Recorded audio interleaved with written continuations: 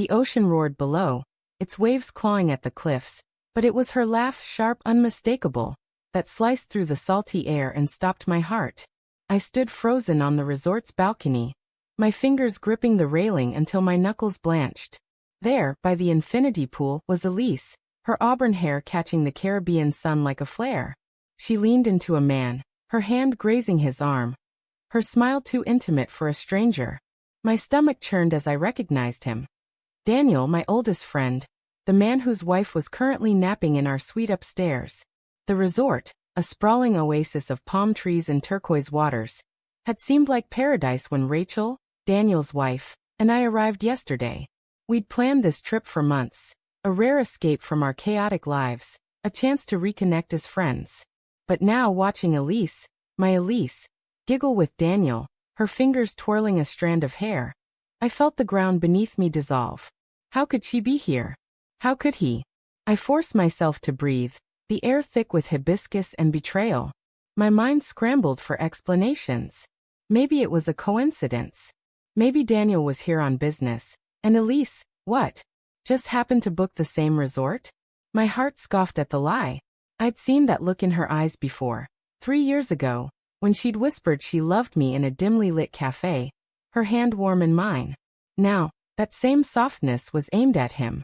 I retreated into the suite, the glass door sliding shut with a hiss. Rachel lay sprawled on the bed, her dark curls fanned across the pillow, oblivious to the storm brewing outside. Guilt gnawed at me. Should I wake her? Tell her?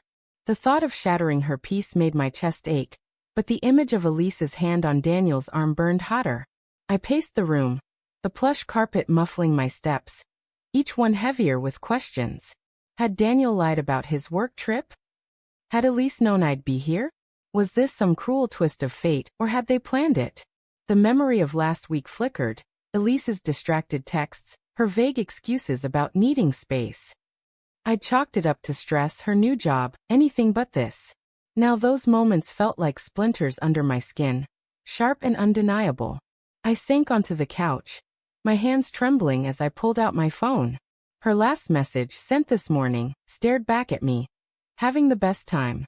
Wish you were here. The words twisted like a knife. I needed answers, but confrontation felt like stepping off a cliff. Instead, I slipped back to the balcony, staying low, hidden by the potted palms. Below, Elise and Daniel sat at the bar, their heads close, his hand resting on her knee. The bartender poured them cocktails, the clink of ice against glass faint but piercing. Elise laughed again, her voice carrying a lightness I hadn't heard in months. My throat tightened. Was I losing her? Had I already lost her?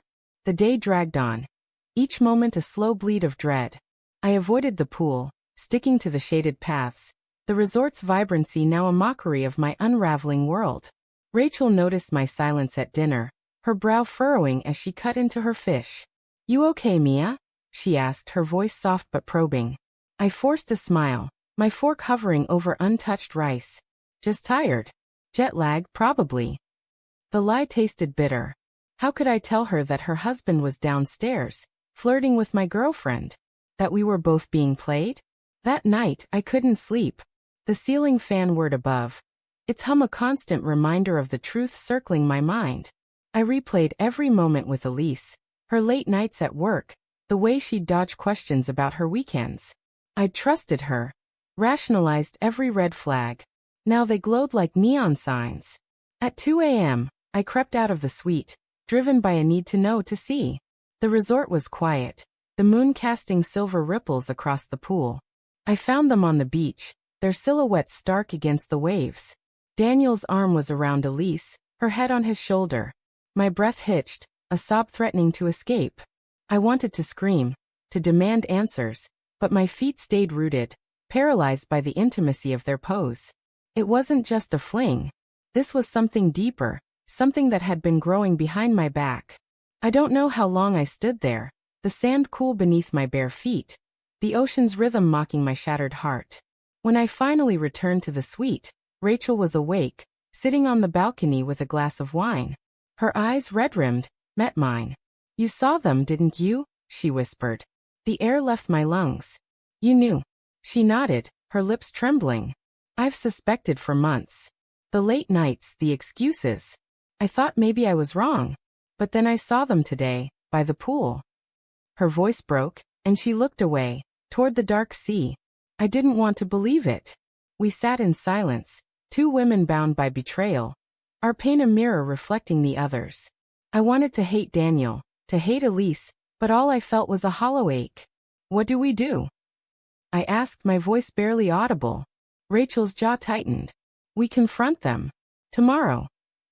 The next morning, the resort buzzed with oblivious guests, their laughter grating against my raw nerves. Rachel and I found Elise and Daniel at the breakfast buffet. Their plates piled with fruit, their smiles infuriatingly carefree. I cleared my throat, my heart pounding. Elise.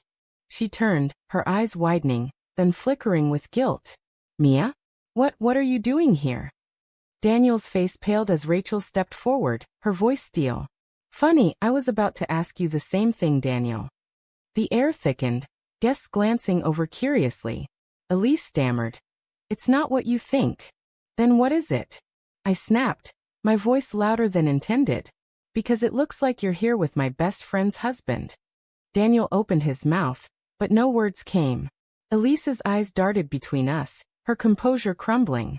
Mia, I didn't mean for this to happen. It just did. Rachel's laugh was sharp, cutting. It just happened? For months? You're pathetic. The confrontation spiraled, words flying like shrapnel. Elise admitted to months of sneaking around. Daniel to his cowardice in not ending things with Rachel. Each confession was a blow, stripping away the trust I'd clung to. But it was Elise's final words that broke me. I love him, Mia. I'm sorry, but I do. The world tilted. I wanted to scream, to cry, but instead, I walked away, Rachel at my side. We didn't speak, didn't need to. The resort's beauty felt like a lie, its colors too bright, its sounds too loud.